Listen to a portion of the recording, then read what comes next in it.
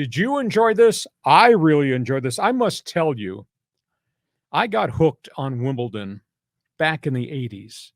I mean, I grew up in New York with obviously Arthur Ashe was a really special human being. The U.S. Tennis Center there in Flushing Meadows, just a cool place.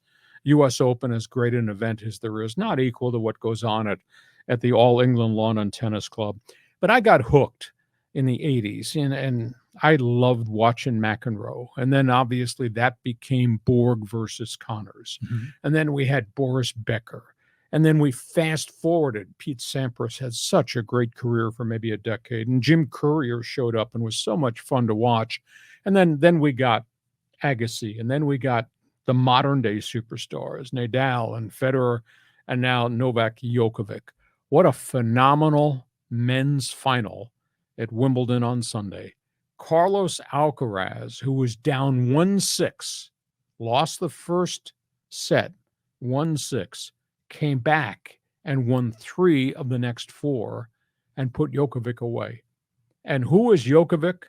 This is the guy from Serbia, independent thinker, wise guy, tough guy, opinionated guy. I am not getting vaccinated guy.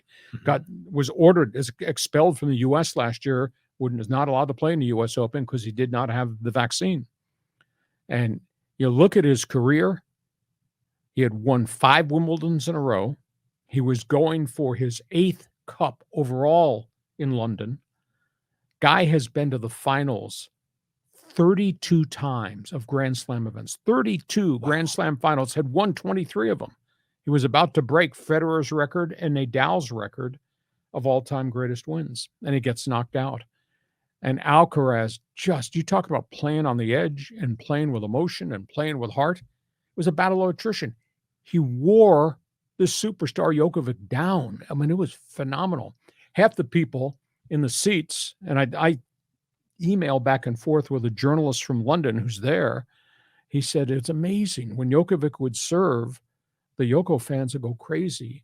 And when Alcaraz would make a shot, they'd blow the roof off the stadium. I mean, it was so really electric. And they had one game, John, and I know you were pissing and moaning about the Padres while I was watching tennis. They had one game in the second set. One game, 27 minutes. Wow. 32 points. They played the deuce 13 times, and 6 times they played break points. And wow. These guys kept going back and forth and exchanging and beating the other guy on a shot.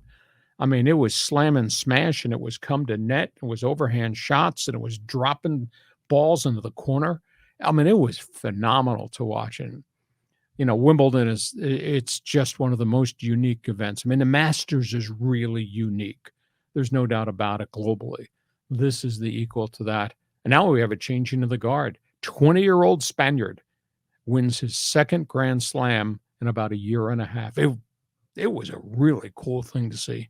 Yeah, I caught the last part of it, and I think the rain delay with the Padres kind of opened up space for us to watch tennis. So, yeah, what an exciting event. And I'll tell you, like you, I watched tennis very closely in the 70s and the early 80s because we had so many great American stars. Yep. And it was a really premier sport at the time. And then as we've had more international stars, I've kind of lost touch with the sport, but love seeing the young kid come up. And did you see his acceptance speech afterwards? Yep. And he was kind of praising Djokovic, but sort of backhand complimenting without realizing, because he was so much older than him. I grew up watching you when I was a little kid. So it's a great event. And I'll tell you this, my wife, when she was in college, she went to Europe one summer and she got tickets to go to Wimbledon, and she saw like a women's doubles match. And she told me that it's amazing how small that arena is. I mean, it looks decent size on TV, and certainly it's no baseball, football stadium, obviously. But on TV, it still looks pretty big. But in real life, it's very, very intimate. Yeah, and the seats are built so you get great sight lines. Yeah. And, I mean, how cool is it? Not only are all the tennis superstars there in retirement, McEnroe's on the broadcast and Jimmy Connors is sitting in the seats. Then you have the Royal Box, which was absolutely phenomenal. And Chrissy Everett was in the Royal Box with the Princess of Wales. Nice. I mean, it is just really, really cool. So changing of the guard, I think for the most part is now complete. This is not to say that Djokovic is done, because I still think at age 36 or 38, he's still got the fire in his gut. But here comes this young gun, and this guy was gunning. It was pretty impressive. Okay, so we go from London